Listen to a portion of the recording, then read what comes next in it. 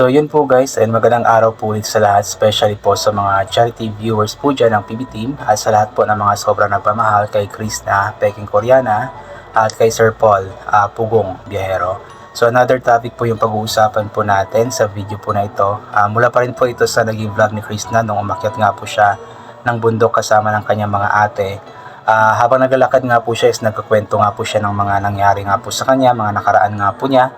At nabanggit nga po niya doon na kumbaga mabigat din sa kanyang kalooban at nasasaktan din po siya sa mga sinasabi nga po ng mga bashers sa kanya kasi nga po masasakit talaga yung sinasabi po nila, especially na may mga below the belt po na mga comments. So hindi po sanay si Krishna sa mga ganoong comments po, although sinasabi ni Krishna na kaya naman po niya, pero alam po natin na deep inside po talaga is talagang masakit po sa kanyang puso kasi tao lamang din po si Krishna na may puso rin pong nasasaktan. Pero sa kabila nga po ng mga nangyari nga po, kahit nga po marami mga nambabash po sa kanya, is talagang kinaya po niya kasi nga alam po niya na mas marami po yung nagmamahal po sa kanya at andun po yung kanyang goal po kasi sa kanyang sarili na matulungan nga po ang kanyang pamilya, yung maiahon po ang kanyang pamilya sa kahirapan. So kumbaga kinakaya po ni Krishna, ipinapakita po niya sa atin na kahit nasasaktan po ang kanyang kalooban ay kumbaga ang panlabas po na anyo po niya is pinapakita po niya sa atin na masaya po siya at kinakaya po niya ang lahat ng hamon sa kanyang buhay nga po dahil nga po sa mga taong nagmamahal po sa kanya. Kaya nagpapasalamat nga po siya sa lahat nga po ng mga andyan during sa mga downfalls po niya, especially nung time na grabe sobrang dami po na nang babash po sa kanya. Nagpapasalamat po siya kasi kinaya nga po niya dahil nga po andyan ang kanyang pamilya, andyan ang mga taong sumusuporta sa kanya, mga nagpapayo po sa kanya, kaya kinaya po talaga niya lahat ng pagsubok po. Sabi nga po niya na kung noon daw nga grabe daw po yung pagsubok sa buhay po niya na muntik na nga po siya magpakamatay ay kinaya daw po niya, how much more pa kaya daw ngayon na marami po yung mga nagmamahal sa kanya na sumusuporta sa kanya kaya kakayanin daw po talaga niya ito. Noon daw po talagang sinasarili lamang daw po niya ang kanyang problema nung medyo bata-bata pa po yata siya. Yung bundok po na pinuntahan po nila, doon daw po siya pumupunta mag-isa kapag may problema po siya kasi ayaw po niyang magsabi sa kanyang pamilya kasi nga po nahihiya po siya at the same time ayaw po niyang madagdagan ng problema nga po ng kanyang pamilya. So sinasarili po niya ang kanyang problema kaya dumating nga po sa punto na kumbaga parang na-depress po siya, parang na-stress po siya at muntik pa nga daw po siyang magpakamatay. Kaya ngayon nga daw po is talagang hanggat maaari, hanggat kaya po niyang sabihin sa iba yung kanyang problema is talagang sinasabi po niya ito kasi nga po ayaw po niyang maulit po yung dati na sinasarili po niya ang kanyang problema tapos na-depress nga po siya. So ngayon po, yun po yung ginagawa po niya, sinasabi po niya sa iba na mapagkakatiwalaan po niya ang kanyang mga problema. Kaya nga po, mas kinakaya po niya ngayon dahil nga po mas marami na po yung mga nag-a-advise po sa kanya, marami na po yung mga nagsasabi po sa kanya na kung ano dapat po niyang gawin. Kaya nakakatawa lang din po kasi talagang itong si Krishna talagang palaban na palaban po siya sa buhay po niya noon pa man talagang palaban na po siya, ngayon mas palaban na po siya. So hayaan na lamang po niya yung mga bashers na yan kasi walang mga magawa sa buhay yung mga bashers po na yan parang ipinanganak lamang sila dito sa mundo para mang bash.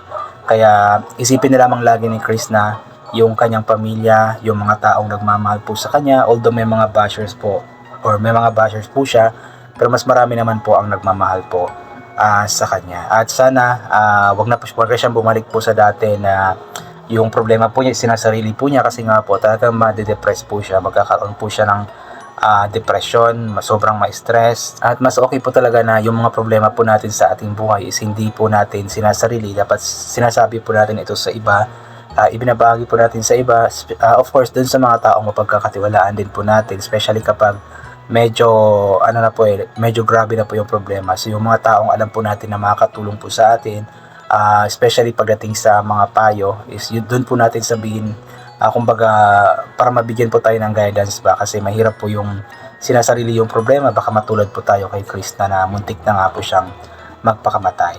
At ngayon nga po alam ko naman na although andyan pa yung mga bashers, pero alam kong mas magaan na sa kalooban ni Krishna kasi nga po nagkausap na po sila na Sir Paul, nagkaayos na po sila ni Sir Paul ng PB Team. So dati alam kong sobrang bigat po ng pakiramdam po niya dahil nga po ang daming mga bashers tapos hindi pa sila magkaayos nila Sir Paul ng PB Team.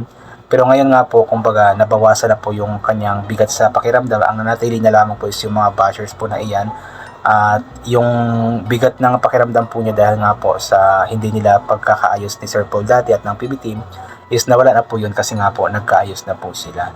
So ngayon ang problema na naman ni Chris na is itong mga bashers na ito na walang magawa sa buhay kundi ang mang-bash ng mang-bash.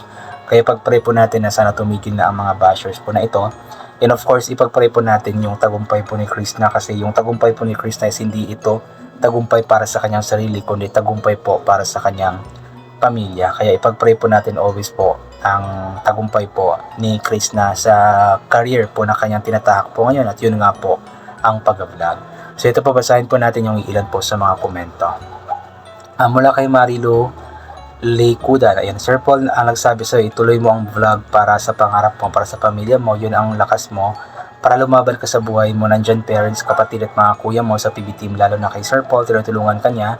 Kaya nga kinuha ka niya para makatulong ka sa parents mo. Hayaan mo yung bashers na yan, hindi yan makakatulong sa'yo. Just pray and nandyan lang si Lord na gabay sa'yo sa lahat ng oras. O naman po, ang dami po nagmamahal kay Krista, especially si Sir Paul, ang mga kuya po niya sa PB team, ang kanyang pamilya. Talagang mahal na mahal po siya. Tayong mga supporters, sobrang mahal po si Krista, kaya dapat ituloy niya ang kanyang pangarap. So umabot na pala sa punto na muntik na nga po siyang tumigil sa pag-vlog kasi nga po parang hindi na po niya kaya. At mabuti na lamang po is talagang lumaban po siya.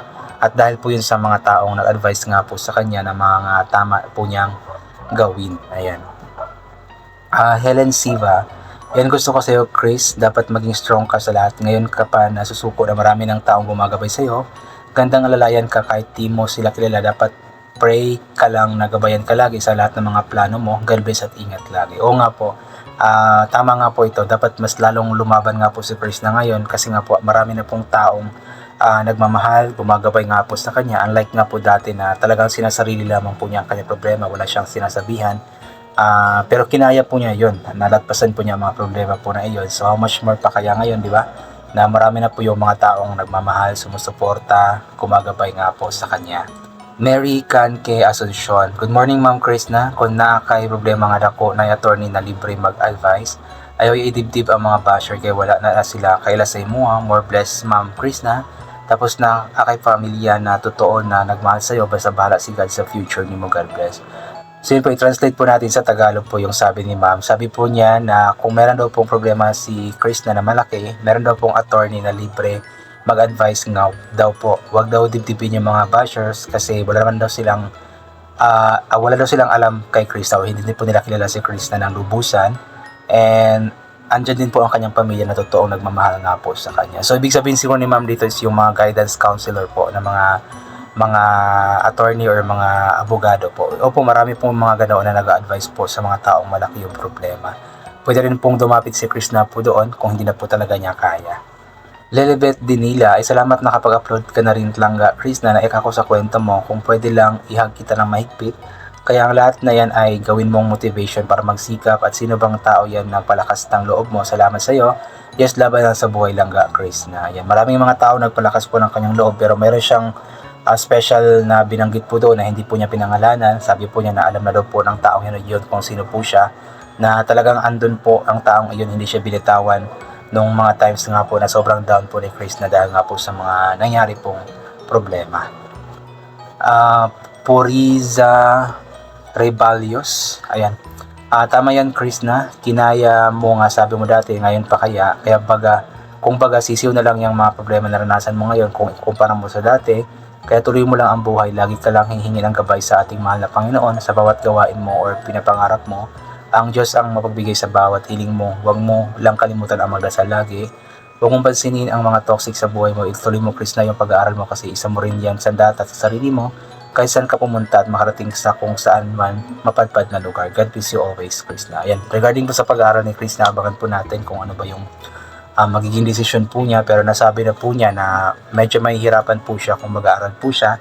Kasi nga po, mas gusto po niya na i-focus yung kanyang pag-aaral. Kaso nga lang is parang hindi niya ma-focus yung kanyang vlogging, so wala na siyang kikitain. So, pero may plano naman siya mag-ALS din po. So, abangan po natin baka sakaling makapag-ALS po siya. In that ways, kumbaga, mas may time pa rin po siya na makapag-vlog. Kasi nga po may ALS naman, di ba, na module lang or mga ilang araw lang nasa school. So, abangan po natin kung ano yung magiging desisyon ni Chris na. Lorita Periras, ayan. hindi maganda na sila sarili lang ang problema, mag-end up talaga sa depression. Yung iba dyan nagbabalak pagpakamatay at also will end up mental illness. You need to share your problem sa person na mapagkatiwalaan. Everyone has a problem but be quiet isn't a solution.